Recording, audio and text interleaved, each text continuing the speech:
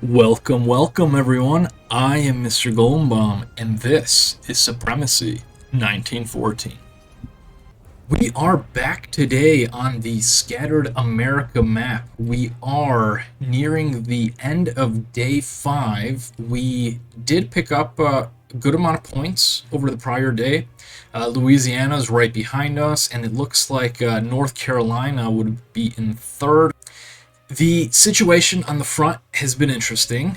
I believe it looks like the first tick has gone by in this engagement with Western Mexico. They have lost 16,000 troops compared to our 2,000 troops, and that's 2,000 infantry, 16,000 infantry on their end. The nice thing is we were able to get them to commit to an attack, and they have armored cars, they have Orhan.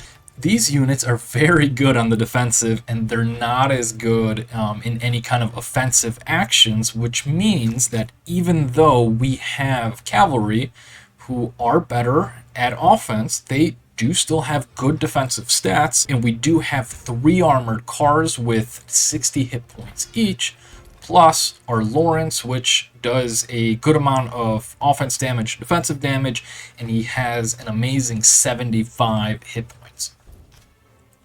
Now, since they attacked us, we should just be able to click here and assign an additional command, like so, and that should trigger our own offensive action. So they were attacking, they have to wait for 57 minutes, whereas our action, I believe, should start here very shortly. Let's try this again.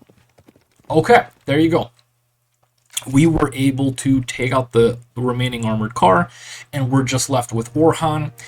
If you have an offensive army going up against a defensive army, and the defensive army isn't moving, it's just going to be 1 tick every hour. However, if both armies are engaged in offensive maneuvers, it's going to be 2 separate countdowns.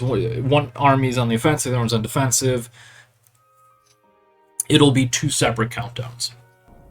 Now, a lot has transpired since we last left off. It's been an all-out war with West Mexico and then Northwest Mexico that I've been calling, that I haven't been able to pronounce that name. My wife and I were looking at this, and she started laughing at me because it's pronounced Chihuahua.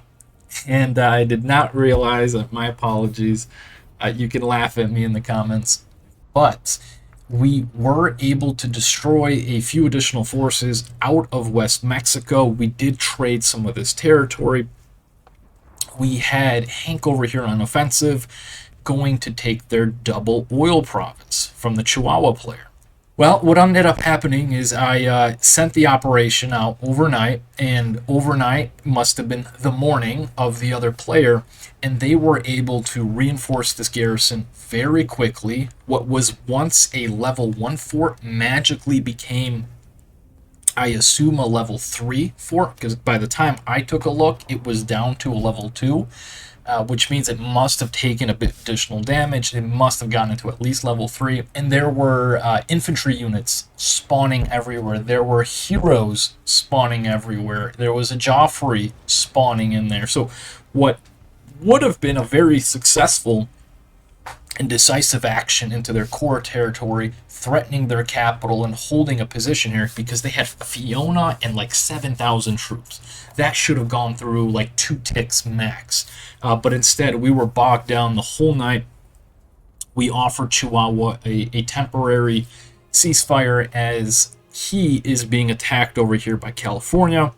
Looking at the paper, he's already lost 50,000 troops to them, while only taking out 10,000. He's in rough shape. He's struggling. He's only got the 2 double resource provinces. I feel bad for the guy. He's committed to the war that, and I'm going to keep saying that, I'm not even going to attempt to say this one because I got the last one wrong. The war that this central Mexican state started with us, and unfortunately, I don't see this ceasefire lasting forever. He agreed to terms we both shared right of way. Had we only accepted a peace or temporary ceasefire in the diplomacy mechanics, it would have called on the peace, or would have implemented the peace, and we would have immediately gone into another war since my troops were stationed in his city. So by doing the right of way action, we were able to allow my troops to return home. We started off with about 43,000, 45,000, but we returned home with maybe 20, 23. So we were able to salvage at least those troops. Now, although the Chihuahua offensive was a bit of a blunder, we have had a lot of success with Orhan. Squid's masterclass on Orhan, we were able to secure a whole bunch of provinces in his northern core territory group, all the way to the double grain province that he had here.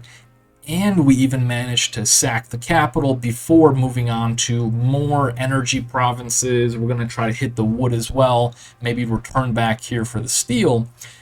Since this guy was doing very well on food, again, he had the 2 double foods, but if you looked at resources in his core, he really only had a few energy provinces, 2 material provinces, and then a whole bunch of food plus his recent conquests.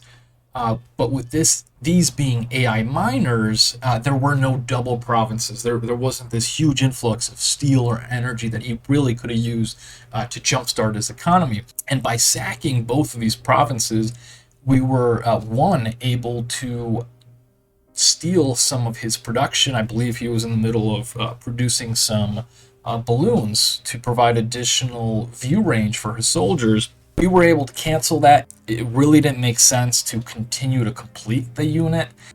Even if it was close to completion, I mean, there's nothing we really could have done with it. It's a very slow unit. And as you can see here, he's about to take the province back.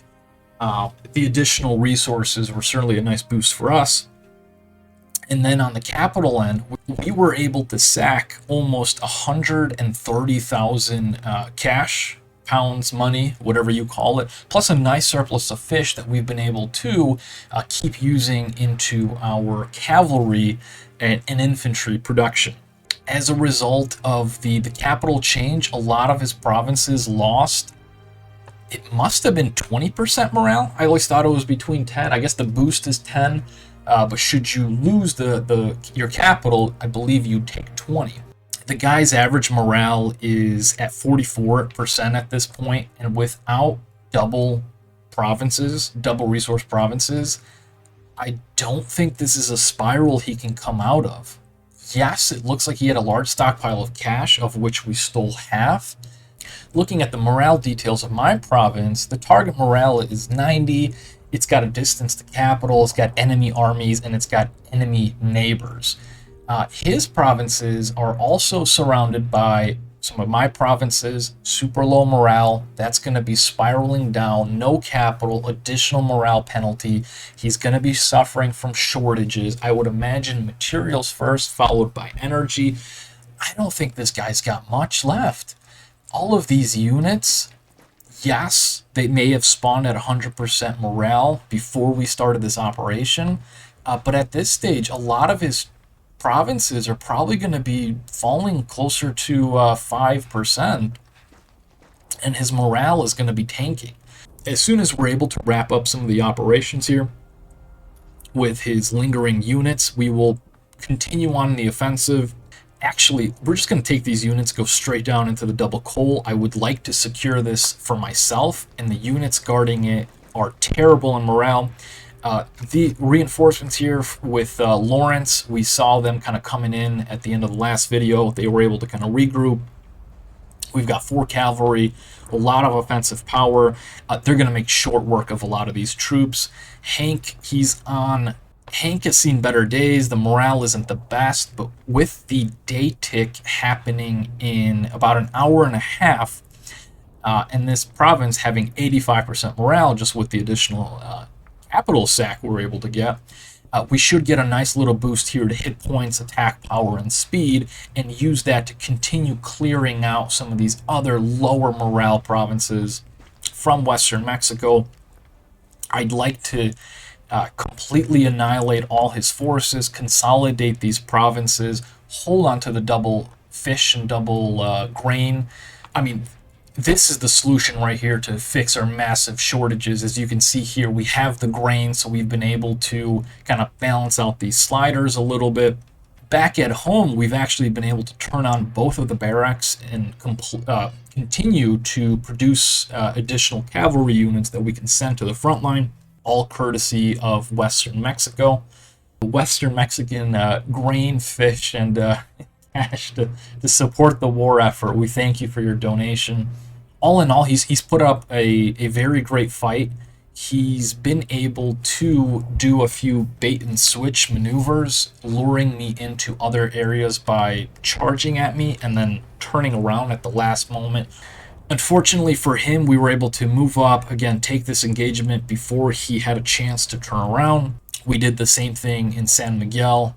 We were able to kind of catch his larger cavalry force along with Allenby and completely destroy those units. He doesn't have much left. His provinces are burning. His morale is terrible. He's out of resources. We just want to make sure we can mop up the rest of these territories before Chihuahua decides to jump in on the action, or South Mexico, after finishing off their conquest of this Central Mexican AI country, not a minor, but an actual major country that was played by a player before going AFK. I'd love to turn my attention down here, get more double materials, the double food, and it looks like there's additional materials. The rest of this stuff is all single provinces that I'm not that interested in. The capitals are nice. I mean, 5 in a row, that would be massive to boost the morale of all of my provinces. But in the long run, I just don't want to hold those provinces, or at least not at the moment. With the next day change, we will actually deploy Tatiana. We have her at level 2, so she's going to get 100% attack boost, get a little bit of a range boost, which isn't that valuable at our stage, but we will be able to place her here in enemy territory and start chipping away at some of these troops. We'll probably bring a few more in from the north and the northeast here to make sure that she doesn't get caught out in the open. If I take these provinces, it's going to make the front line just a little bit cleaner on our end. I don't have to worry about our core provinces. Production is going well. We have 2 railroads coming up in Las Manos and Emerson.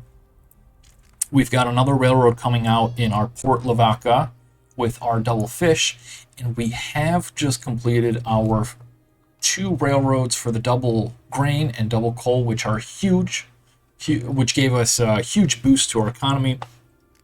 We should be just in time for the next day tick to start building these factories that are going to be available on day 6.